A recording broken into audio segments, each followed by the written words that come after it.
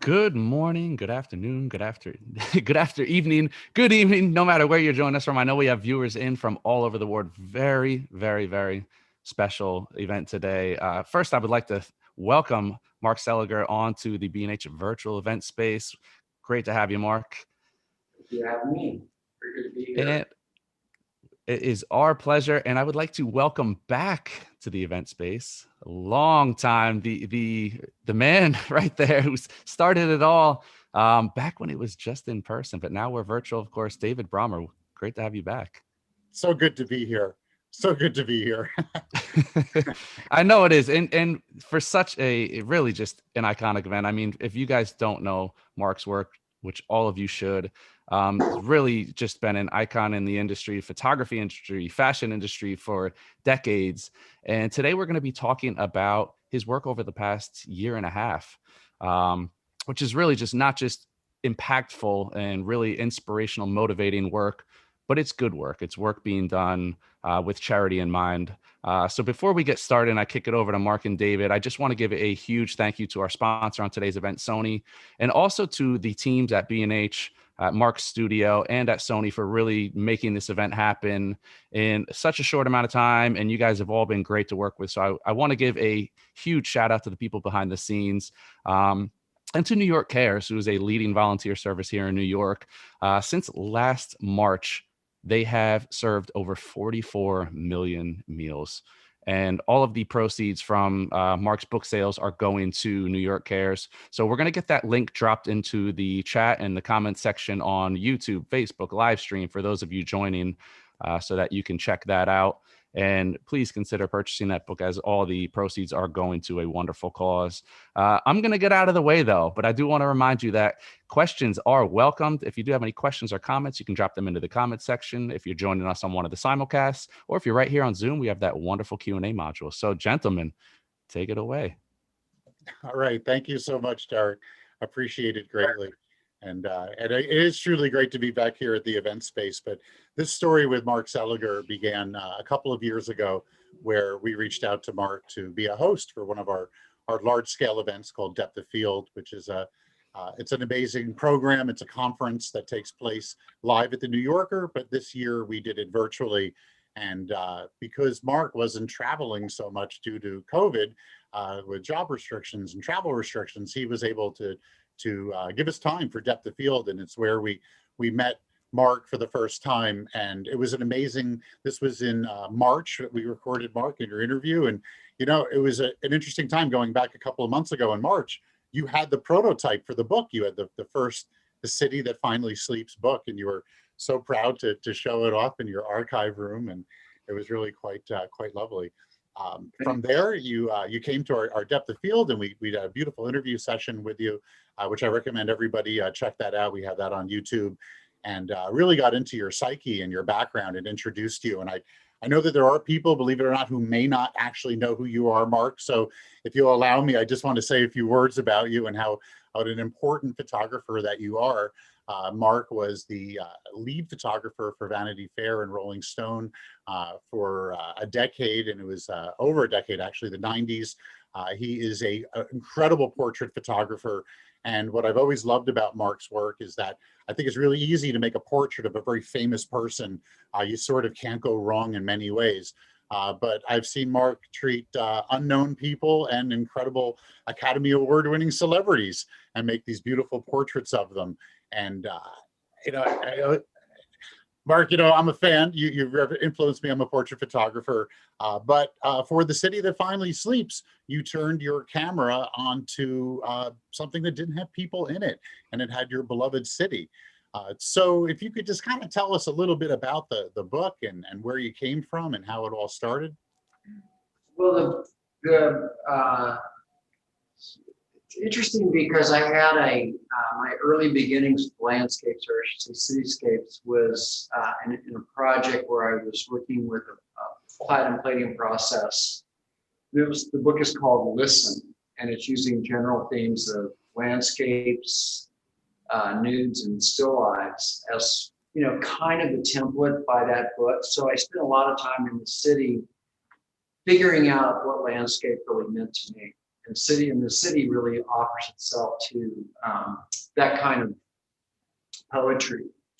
The thing that was we were always sort of fighting against was landscapes where there were, it was really about the, you know, like the point of view of the city without people in it. And this particular project, The City That Finally Sleeps, was like the perfect storm for us because it really presented to me 2 or 3 days after COVID, right? So I was driving back to my house after picking up some supplies and in the West Village, and I noticed the picture that was on the screen before. I noticed the West Village was in full bloom.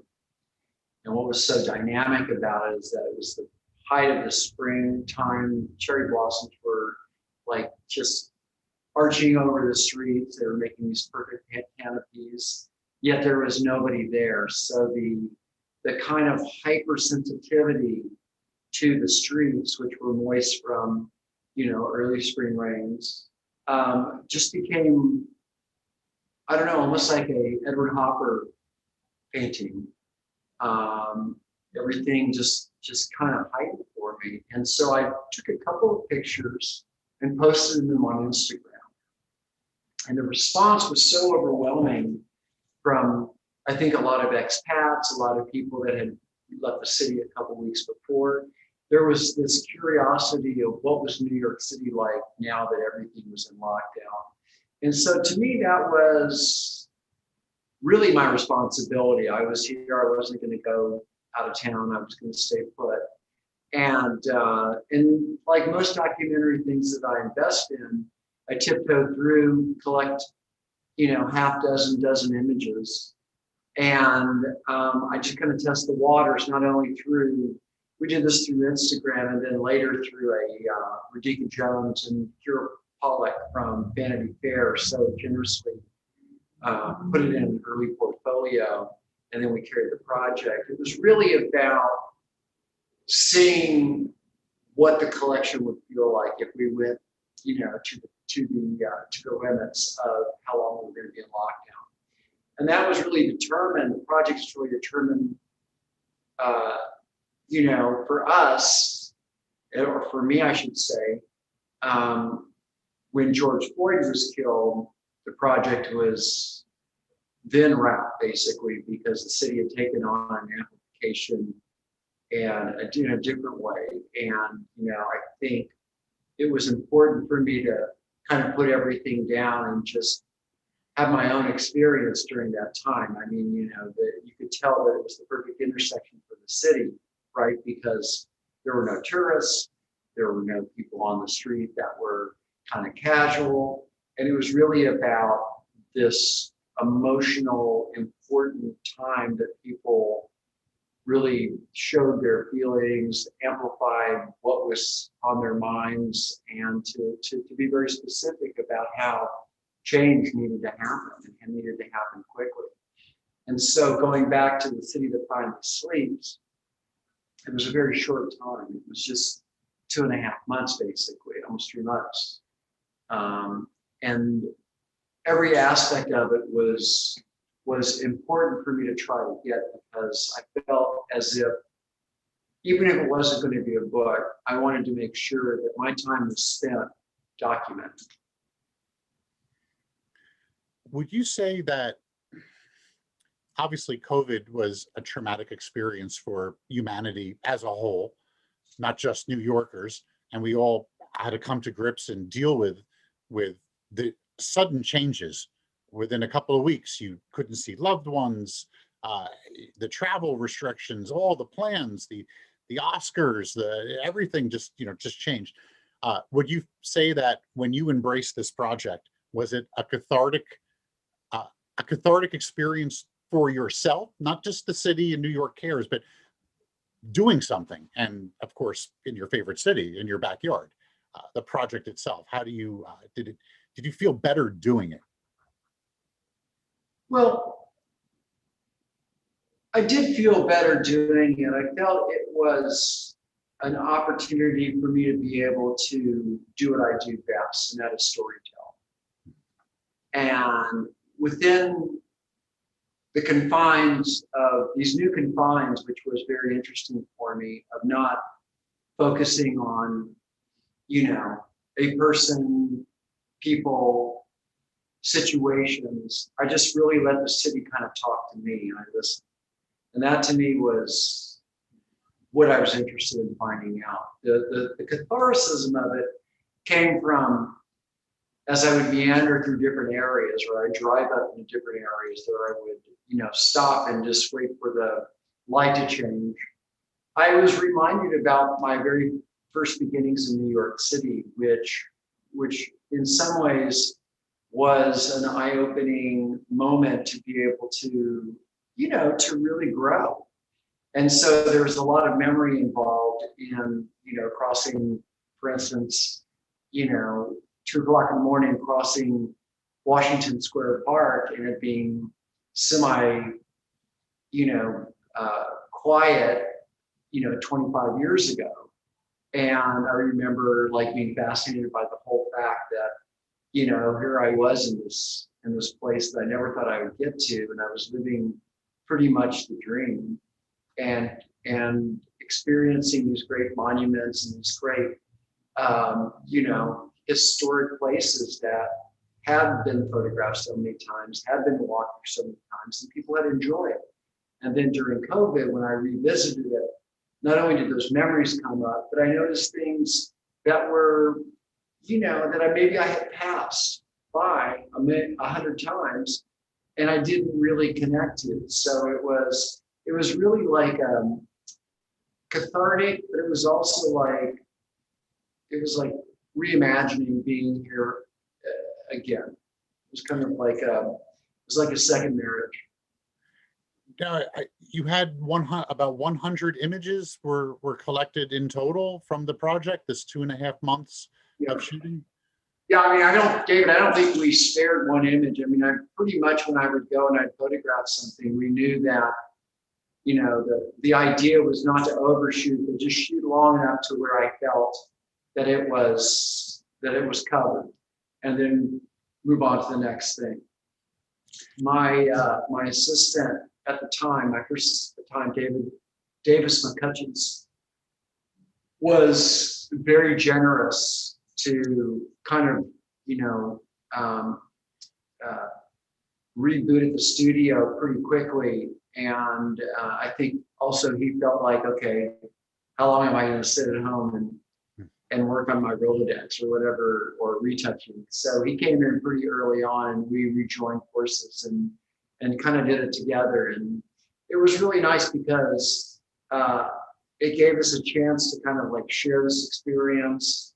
A lot of the times I go out by myself, and I would just, you know, kind of soak in the city all by myself. So it's really the first time that I really had that kind of quiet. And I feel as if a lot of people in the city, not only was it a very difficult time for people, in the effects of, you know, kind of across the board, like losing somebody, knowing people that were sick, having to deal with like the pressures of family, everybody being together. But the flip side, of course, was like, or the silver lining, I should say, was really the idea of, you know, rebooting and people having a chance to like take a pause and reflect on what's important to them. And I feel like the city had a chance to reset as well. You know, as we noticed, like there was these very specific things that were pointed out of nature kind of having a moment to you know, regenerate and to have a reset. And I feel as if that was an important part of being in the city as well. Absolutely. I think that a reset was needed. If pre-pandemic, New York City was very busy. Yeah, for those of you that don't live here, it's an amazing place to live. But with that comes all the people of the world kind of coming down on you and checking out that amazing place you live in. So you have to share New York, but it got a hell of a lot easier to share when you know, sans tourists. So that spring, I mean, there are so many factors that go into that spring, but one was that it was a fairly wet spring. And that's Yeah. why the flowers bloom so heavily and relatively early. And we had a mild winter, but it was still very wet. And I want to talk about overcoming obstacles during the photo shoot. And I don't want to get too much into the gear. Jill Waterman interviewed you, and I think there's a very good segment, paragraph on talking about gear. But one thing is that you do shoot.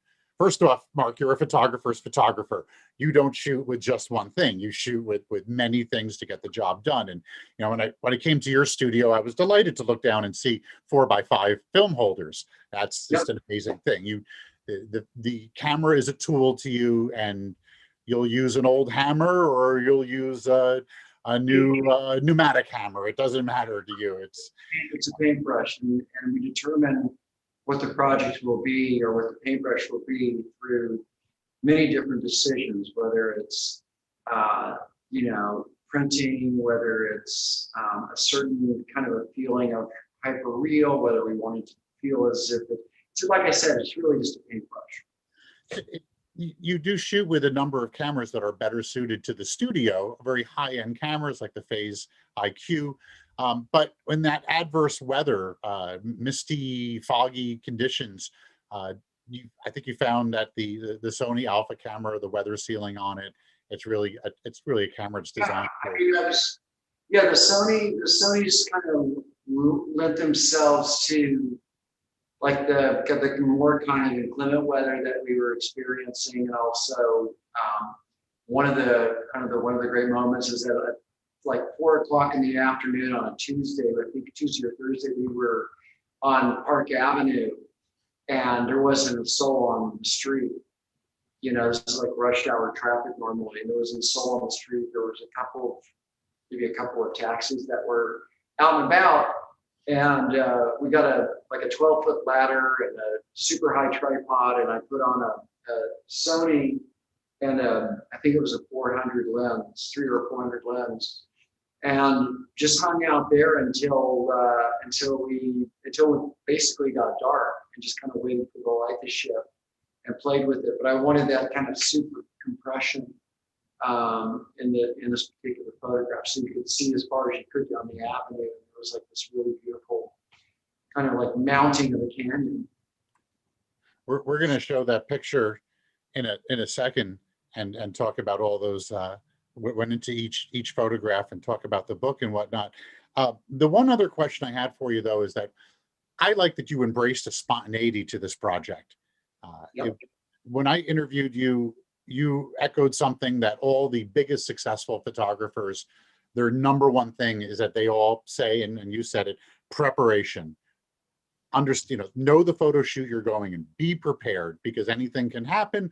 Understand your subjects, research your subjects, know your gear, all that. Now, on this one, there was a bit of spontaneity. When you got up in the morning, you were going for a shoot, did you make a shoot list and sort of check them out? Or how did you decide where to go to and what to do?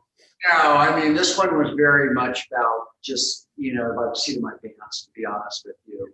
I mean, it was, pretty much it was determined, like the biggest checklist was to check the weather and make sure that it was going to be kind of in the right direction. Didn't mean that we couldn't go out in the middle of the day where I couldn't shoot, if it was sunny. But I kind of kept my eye on when things were a little bit more overcast, just for the purity of the black and white. If you see it, like the picture of Coney Island that was shot probably at 10 o'clock in the morning. And we weren't actually even going out to do a still photograph. We were going to kind of test some drone stuff. And it just turned out to be one frame that I captured just almost by mistake. So I sort of threw the formula of prepping out the window and just chose to follow my intuition in the places that I thought would be interesting to visit. And sometimes there were photographs and sometimes there weren't. So it's a little bit by chance, but usually every time we come back with something that felt like it was worth keeping. And, at the end of the day, when you're finished with the project, you go back into it and you look at what you have And there are some surprises that fill in the gaps of things that maybe at the time didn't seem worth keeping, but then at the end of the project, for instance, we photographed a lot of Soho being boarded up at first, and businesses were really going to be closed. This was before, this is before the city activated after the killing of George Floyd. It was just people sort of prepping to be, locked down for a minute, and restaurants and so forth. So I just kind of, randomly went out and just shot boarded up windows. But those kind of made sense as we moved through the project because, not that we were concentrating on storefronts, but it was interesting to see that these very high-end places that, had never probably had their door closed like this, were not open for business. There's a number of, we're going to get in and show the pictures just very soon, but there's going through the photographs, you took me back, in particular, Superman wearing the mask. There were certain iconic backdrops that sort of showed up spontaneously across our city that are probably, that are gone, that are, or have been painted over now, especially when the social justice and the racial justice marches happened, when you decided that the project was done, which I think is those are my last pictures. There's one of the last pages that sort of completes the story is that we were walking through Soho. We were actually going to, I believe we were going to the Lower East Side, and we just happened through Soho, and it was very haunting because there was a mattress that was standing up. It was intentionally standing up against a garbage can or a light post, and somebody had written with looked like black spray paint, R.I.P. George Floyd,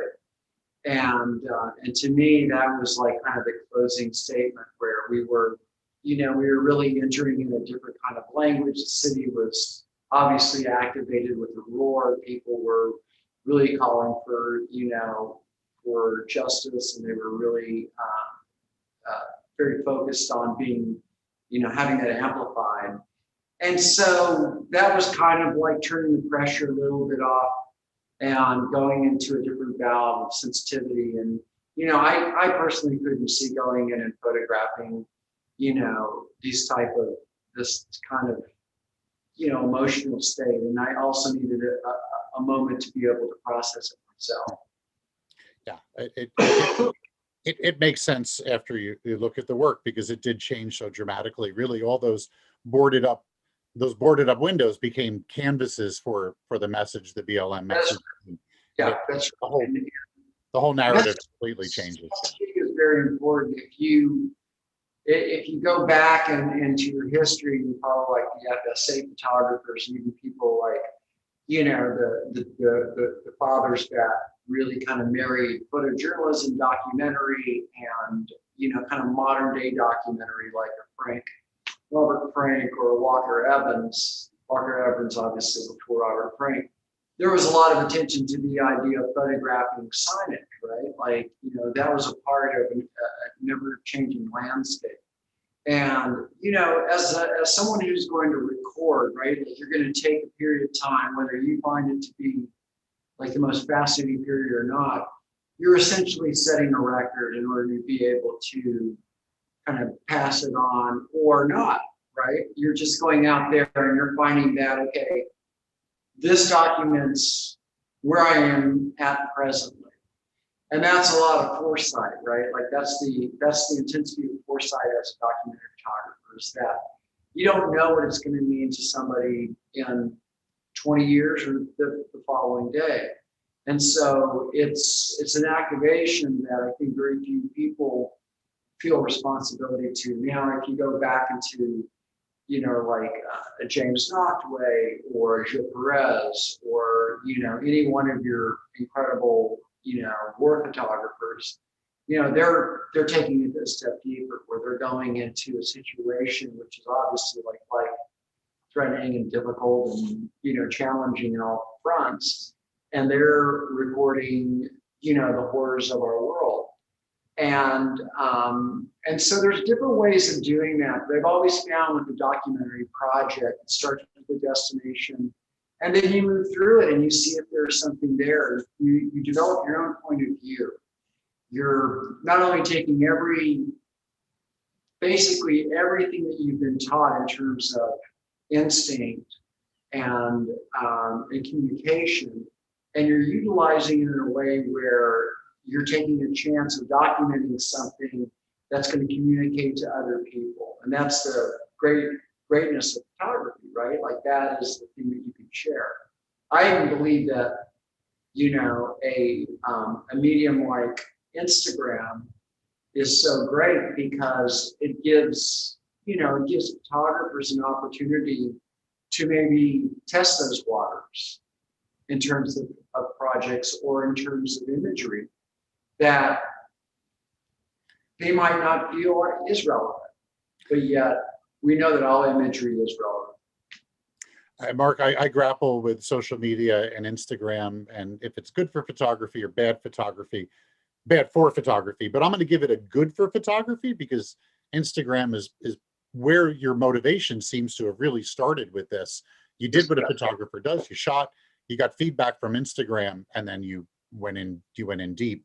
Yeah, the project was going to happen regardless, but it was expedited by the fact that there was and not just people that I have a kind of a following with, but it's also friends and family that that were curious, like what was I doing in New York City? And so it was a way for me to be able to communicate.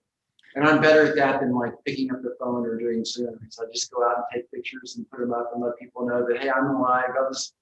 I was up in Yankee Stadium today, photographing this incredible monument that New York just loves and misses. And the light was just falling perfectly against the side of the stadium, and it was spooky. It was like there was like it's kind of like being in the best backlight you could possibly imagine. Okay, let's run some pictures, some photographs from the book, and we're also going to just start off with the book itself and talk about this beautiful tome. It is a 12-inch by 11-inch book. It's printed in the USA in Pennsylvania, Exeter, Pennsylvania. It was by a great Bob Tursek, and I became friends recently, a little bit before the book. And Bob runs an amazing printing house called Brilliant Press. And when he and I were discussing the options of maybe doing a printed piece, we were sticking to a portfolio that's actually going to go on sale later, also from New York Cares.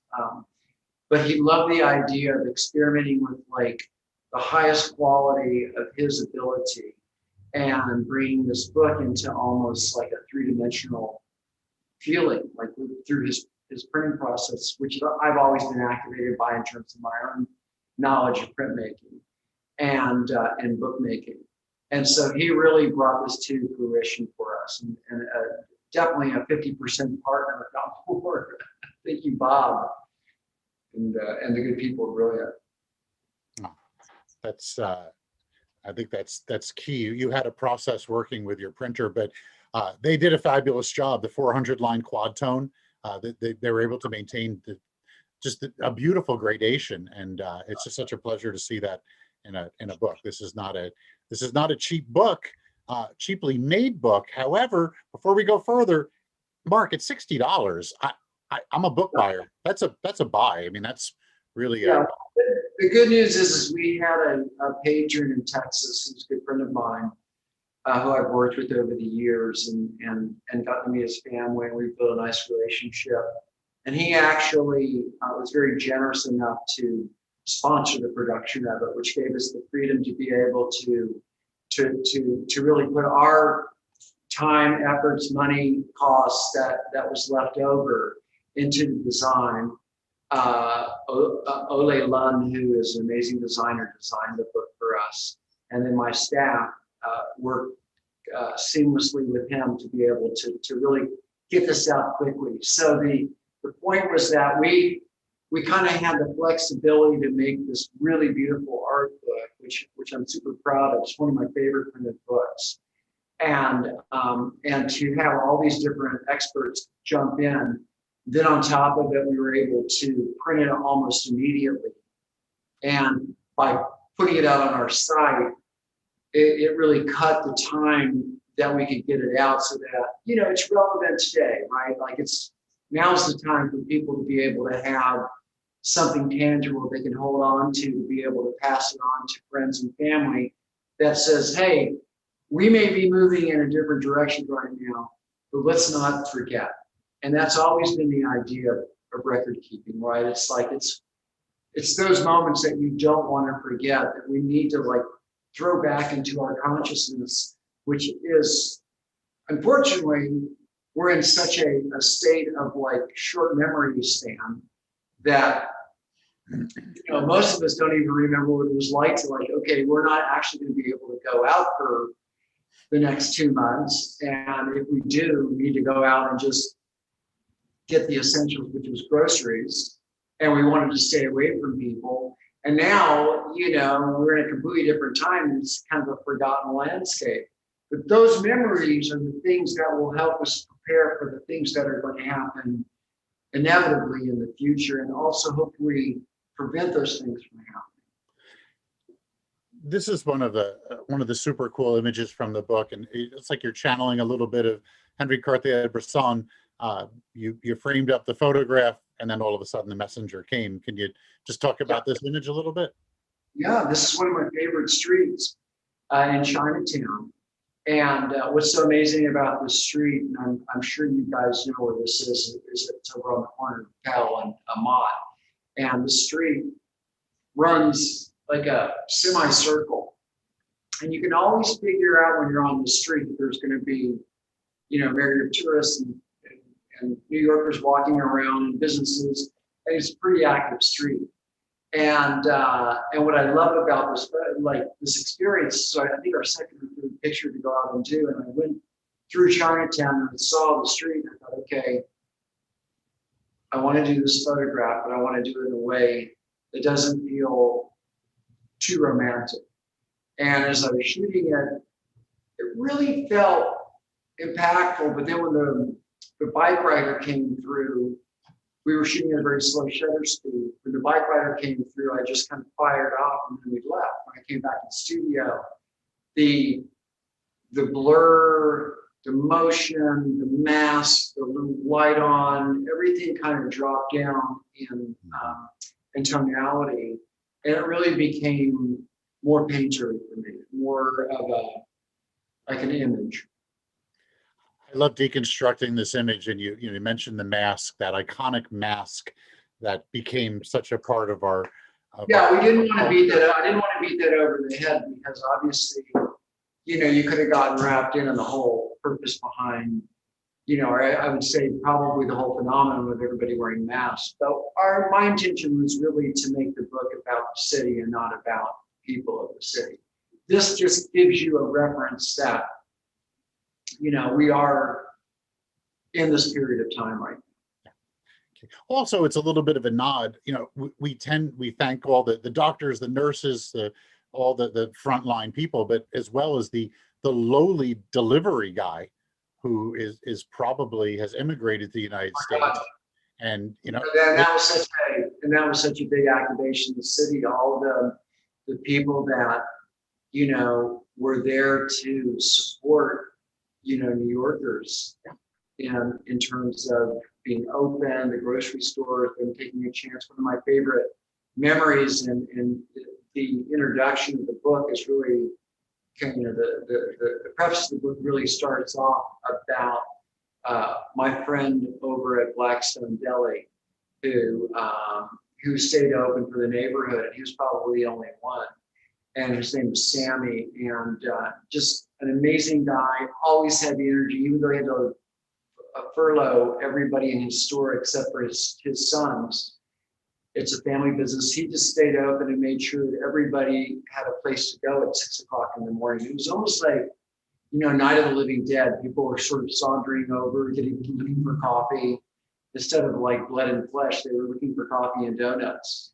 And he was there every morning. And I just was really like, I was so impressed by the fact of, you know, the support that people like delivery services and restaurants and how they shifted their, you know, their attention not only to survive, but also to help us survive. The this is West Village, I assume. This is the first picture, and this is just 2 blocks from my house. In fact, you can see my '89 Land Cruiser parked in the back over there, sitting still. Because you know, this is before I really thought there was going to be a series. But like I said, I was so overwhelmed by the sort of the canopy hopper, you know, experience of springtime in full bloom that, you know, it just kind of resonated to me. And so that was really the first picture that we put up and that I took. And then from there, I kind of found like this damp, wet, dewy surface everywhere in the city, vacant of people and, you know, overgrown with nature. And I thought, wow, this is like a science fiction film. Yeah, it almost looks infrared, black and white with the flowers out. It looks like a... The apocalypse is New York City right there in front of you, where nature takes over and, you know, rats rule. And for you photographers out there, that wet background on that street, the wet street is key. It just makes the photograph so much better. Had you had dry asphalt, it really lowers the contrast and just doesn't really add anything to the image. So Washington Square Park, super important park in New York City. It's one of my favorite parks, and this is a slightly different photograph. Can you talk about your decisions for framing this photograph? Yeah, I mean, a lot of this was intuitive. Like when I got back, I noticed the Empire State Building was right between. I'll let you talk for 1 second, David, because I have a little quote I want to read you while you're describing what you see in that picture. I want to read you something right after that. So if you'll kind of continue on. Well, this picture strikes me because it's compositionally challenging. I do believe that you've achieved a balance by the sweep in the bottom, that triple light, and then of course the lit up arc of the arch of Washington Square Park. And then as you read into the photograph a little bit better, Empire State Building doing its light show. So that really reads very well into the photograph. But I love the flag. The flag is perfect positioning on the flag. It's a very flag. Oh, there it is. I didn't even notice the flag. Thank you for pointing it out. Okay, so what I got when I came back, because I was like looking at every inch of this, trying to figure out like something drew me here, and I realized that I had kind of quickly read what was the quote from George Washington on top of the arch. It says, "Let us raise a standard to which the wise and honest can repair. The event is in the hand of God," by George Washington. Now, what the hell does that mean? Let us raise a standard to which the wise and honest can repair. Well, that's kind of like very significant, right? That's kind of ironic. The event is in the hand of God. So that's kind of interesting. Like, I mean, the takeaway is that we have no real ability to somehow manipulate when these things happen. Like we are there kind of in witness of it. And therefore, you know, not taking a too religious, maybe a spiritual aspect of it, is that there are certain things you have no control over. But in terms of, you know, learning, repairing, finding a way to process and then possibly like activate is a very important part of the way we think about rebuilding. And I think we're always in a state in New York City of rebuilding and trying to find a way to offer a more accommodating, a more positive way of living together. And I think it works through the way that we view the city, the way that we respect each other, the way that we listen to each other, the ability to give each other enough space, even though there isn't a space in places like New York and Los Angeles and Chicago and Minnesota. I mean, there's like, cities are all built around the idea that we need to cohabitate, right?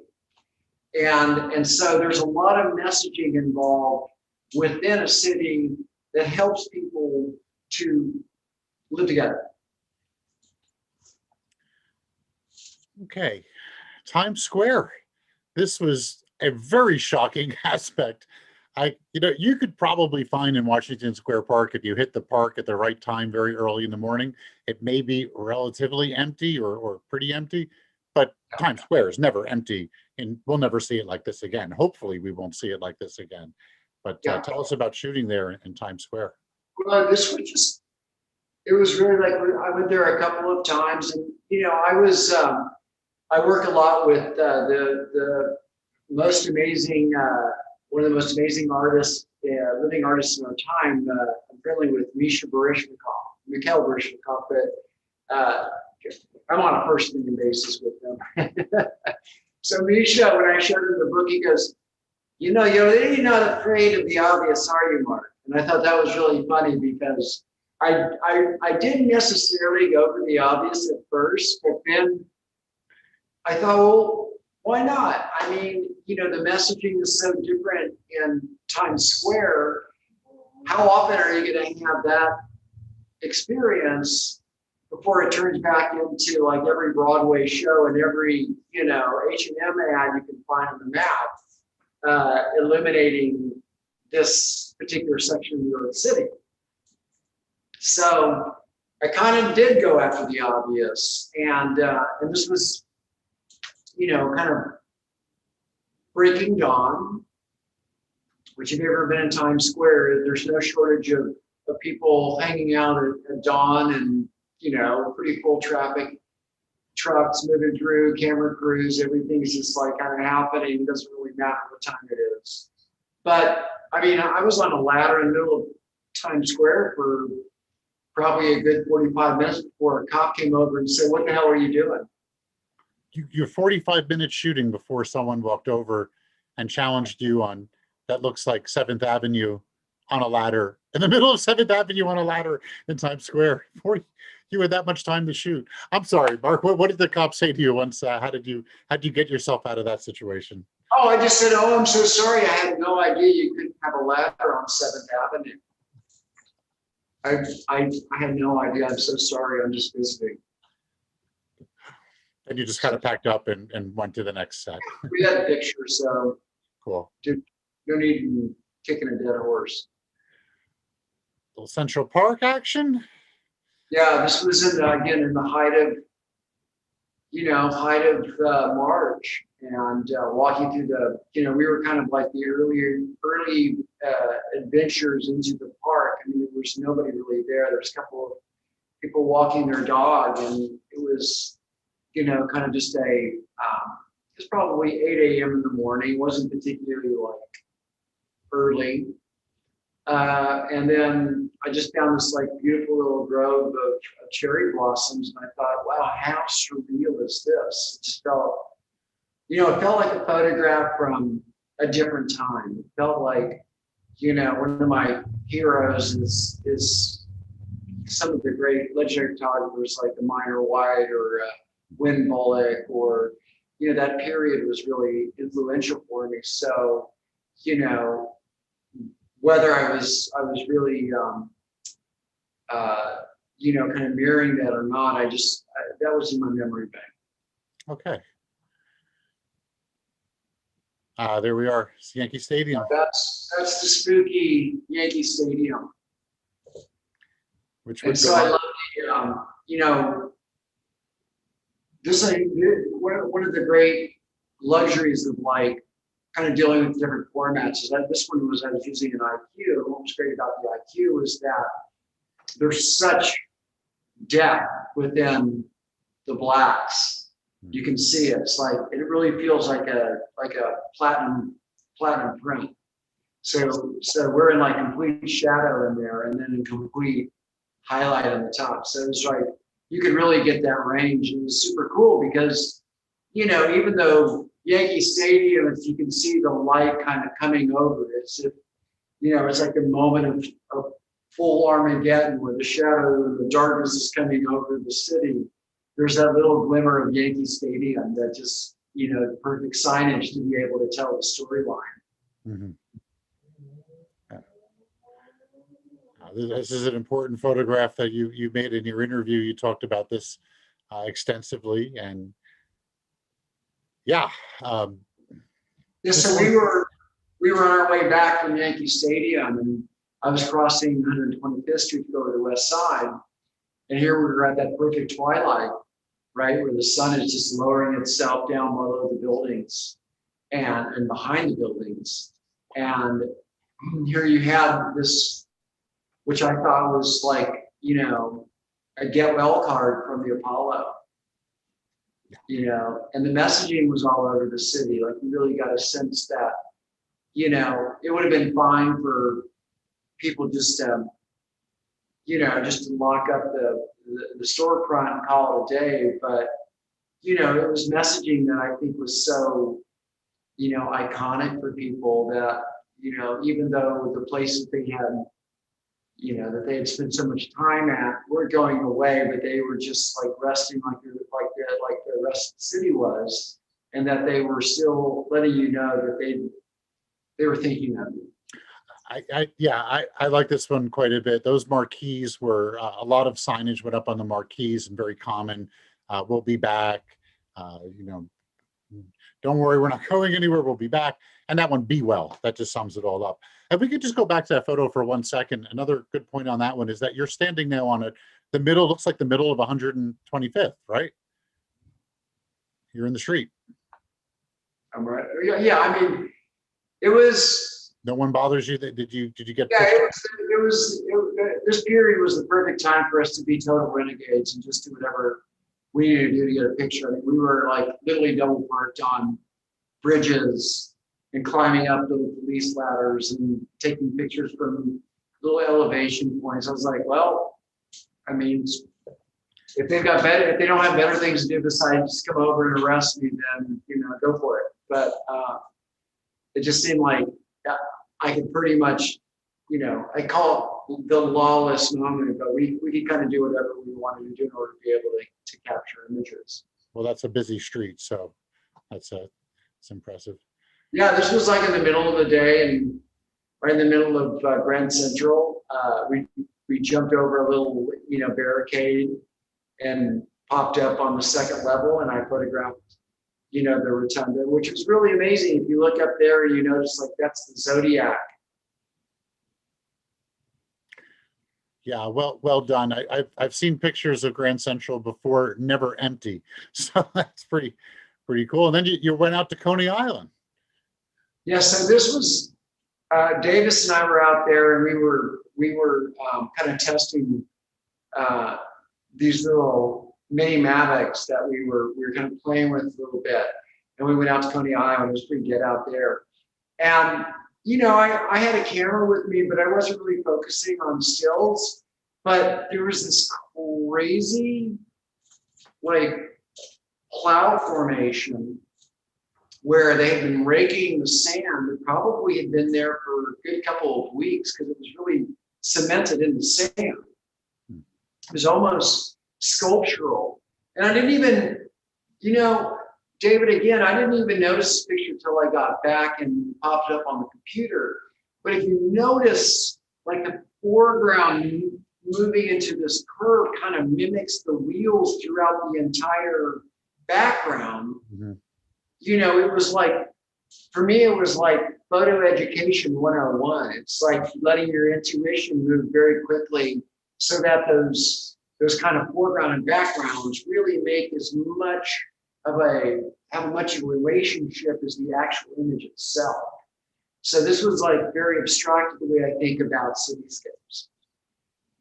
It's a great use of foreground. Mark, are you also working with filters at all? No. Okay. No, we're very low tech over here, David. We just kind of like pop on a lens and go, hope we get a good exposure. Okay. Okay, let's talk about this. Is one of the most exciting photos in the book. That's one of my favorite ones, and one of that we've been working on the print. So the next iteration of this project, which is also going to benefit Sony New York Cares, is that my dear friend Bob at Brilliant Press originally started off just making these beautiful offset prints to go into these special portfolios, and then the book happened right after that. So this is one of the 12 images that we're going to be auctioning off in these two different separate portfolios. And this is, I believe it's on the 7 line. And this is one of the most beautiful, above ground subway stops, usually packed with people and conductors and things like that, completely empty, but the trains were running. And I took a little creative license to pull from my photo memory of O. Winston Link and his train series. And so I brought a little handheld portable strobe. And after Davis was like, hell no, I'm not going to jump over that little barricade. I decided to do it myself, and I had a little clamp, and I just clamped it to the side of you can see from the building over on the right. I'll show you the offset Rachel bring in the portfolio, but this is the little print that we're going to be using in the actual portfolios, which are going to be stamped. So I clipped the light on for a second, and then we got 3 different trains that were able to shoot. And then there was one train where we could see the conductor, and he did not look very happy as we popped him in the face. Unfortunately, and I apologize if he's listening. And then one of the MTA crew members came running up and said, "Hey, what are you guys doing?" And said, "Oh, we're just documenting the city." And he goes like, "Well, you got to really get out of here because the conductor just called the police." Okay. I'm gonna let Rachel. I'm gonna take a quick little break. Rachel's gonna show you guys the new portfolios that are coming out, and I'll be back in 30 seconds. She does that. Hi. I just wanted to show you all. This is what the portfolio case is going to look like when we have them available to sell. Could we stop the screen share, Derek, and go to the cameras? Okay, there you are. Yeah, so apologize for the glare, but this is the beautiful red portfolio case that was that was made by Brilliant Press. That's going to have these brilliant Gorgeous. 16 by 20 prints available. So there'll be a portfolio of 6, but 2 volumes, so you can buy all 12 prints in total. We're working on it. You know, Masses very soon. a portfolio is a treasured thing because you can pull an image out, you can get it framed, or you can keep the portfolio out and you can just review the prints. And the printing method on this is this. These were also printed by Brilliant, so I'm not sure of the printing method. It's probably a quad tone, but they're gorgeous. We had a question on what type of paper was in the book. The book was do we know which it was obviously a cotton rag, but I did see there was a spot gloss. We can find out before the end. I can add it to the chat. Okay. All right. I think Mark is back. Nature calling. All good. A lot of coffee and water this morning. I apologize. Mark, we've talked so much. I was afraid that we wouldn't have enough things to talk about, but we're running. We promised we'd get you out here at noon. So let's jump back to the images and run through them quite quickly, and then I've got 2 questions, and I've got one final question for you. So let's just run our Chase Hope, which is one of the coolest photos that's in the book. This was another moment where, you know, it was like a aha moment for me where I went back to the studio. So again, towards the end of the project, I found moments where I could actually use a single light source. And we were using a little portable Pro Photo, little 4, on a Magnum head with a little piece of diffusion on it, just to kind of create a pop. But what it did was it created kind of a dimensionality to the Longo, not the Longo, but the sculpture, the Hope sculpture. And then if you look behind it, which is what was the aha moment, was behind is the Chase Manhattan Bank sign, and didn't even notice until I got back and said Chase Hope. And that was how we ended the book. Awesome. Okay, I got 2 questions from our people out who are watching, our viewers. And let me just zoom back up, scroll up to this one question. We have a couple of them, and then we'll get you out of here, Mark. First, Liz Mug asked a question, and I do believe that really that question's been answered in totality throughout the whole presentation. So, Liz Mug, if you feel free to rewatch it, you'll see Mark talking about portraiture and landscape and how this was actually familiar territory to him from his Listen book. And Deborah Mercaldo is asking about just your methods for, 1, picking the location, and then 2, doing the edit into the book. And I do believe the edit into the book is that the book really just fits the images that you shot, and it was an easy edit for you. Yeah, I mean, we basically used everything that we shot for the most part. There was, there were very few exposures per situation, with the exception of the one behind your head, which we wanted to kind of photograph at kind of late light all the way through dusk. And I picked that particular time of day because you can see down the avenues, there's no people and no cars, and just like an empty island, essentially. Okay, then Jeff from YouTube had asked about the paper in the book, and it's printed on a Heidelberg XL 106 on brilliant matte paper using a 5-color black and gray inset with spot glass varnish and 400 line hybrid screening. You know, that's a lot to say in one sentence, but the quality's there. And I know you, Mark, you're a photographer's photographer.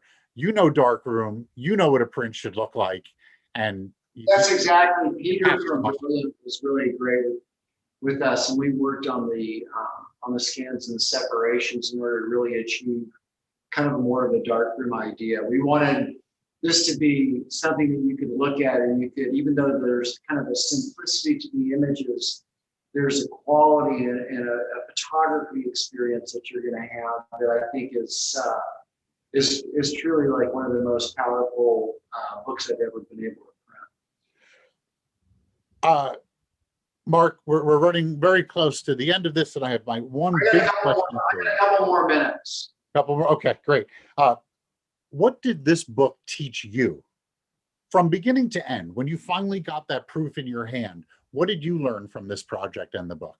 One of the things I really enjoyed about this book is that, from soup to nuts, we were able to create the images and make the book within about a 3 or 4 month period. And that's, bookmaking can be a very, lengthy process. And here we just went and put our minds together and got the book out there. And that's what's an interesting relationship with bookmaking. For me, it's like the several tiers. I started at print, right? The image sort of like works alongside the print. They're sort of 50-50 partners. And then the next tier is making a book or making a show. And so the book was just as important for me to be able to do. So I learned a lot through the process, thanks to the guys Brilliant. And then also being able to deliver the material in a timely way to where it's relevant to people at this time in our calendar, right? I think you got a little lucky on that, because there's a lot of supply and a lot of supply chain issues that are plaguing the world right now. And you really were able to get this ball rolling before we felt that hit. So that's you're able to deliver on this. Final question. I really mean it this time, the last question. And this is a big one. It's a question for the ages. Black and white or color? You're shooting in the spring. You've got those amazing flowers. I mean, there's certainly color out there, dramatic skies, but then there's black and white. Let's hear it, Mark. How did you arrive to that? I don't think there was ever a question that was a black and white story for me. It was, there was like a kind of an emotional experience that I was seeing in black and white, and I don't even think I looked at anything in color. Really? I just sort of knew. Again, it's part of picking the right tools and picking the right look, and then just kind of trusting that that's where you're heading.